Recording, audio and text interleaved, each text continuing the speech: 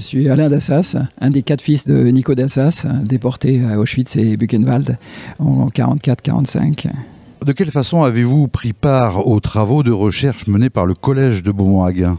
Écoutez, simplement parce que je suis membre de cette association Convoi 77 qui regroupe les parents et amis des 1300 déportés de ce convoi, de ce dernier grand convoi entre Paris et Auschwitz.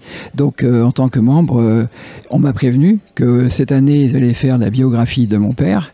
Et bien sûr, j'ai demandé avec qui et ils m'ont donné les coordonnées de Cécilia que j'ai contactée et on est rentré en contact comme ça. Quand vous avez pris le micro, vous avez laissé entendre un petit peu qu'on avait touché à l'intimité familiale. C'est vrai, c'est vrai. Et quand j'ai eu cette nouvelle, d'abord j'étais content, membre de cette association, on est là pour perpétuer la mémoire. Donc c'était bien.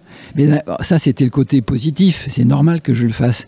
Mais d'un autre côté, cette histoire est tellement intime, elle est dans nos gènes presque. Même si moi je suis né après la guerre, les souvenirs, tout ça, c'est incrusté en nous. Donc ouvrir cette vie privée à l'extérieur, c'était pas un moment très facile.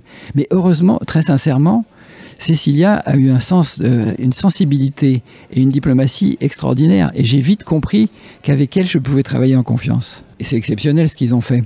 C'est plus qu'un travail de recherche. Et puis ils ont travaillé d'une manière sérieuse, enthousiaste. Ils avaient une motivation qui m'a vraiment touché à tout au long.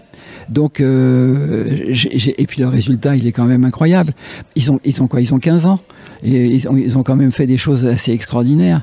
Donc moi, je suis vraiment touché et ravi de cette exposition, de leur travail. C'est pour ça que je les félicite et que je les félicite très longtemps. Pour terminer, si vous deviez faire passer un message à destination des jeunes générations, quel serait-il ? Je dirais qu'il faut pas oublier ce qui s'est passé. Il ne faut pas l'oublier simplement pour éviter que les atrocités qu'on a connues se renouvellent à l'avenir. Donc c'est à eux de faire le job maintenant. Je compte beaucoup sur les jeunes d'aujourd'hui pour perpétuer le message et c'est un super exemple parce que ce qu'ils ont fait aujourd'hui, d'autres jeunes le font aussi. Donc il y a ces 1300 biographies vont contribuer à diffuser cette mémoire et c'est bien le but recherché. Donc un grand bravo encore pour cette équipe.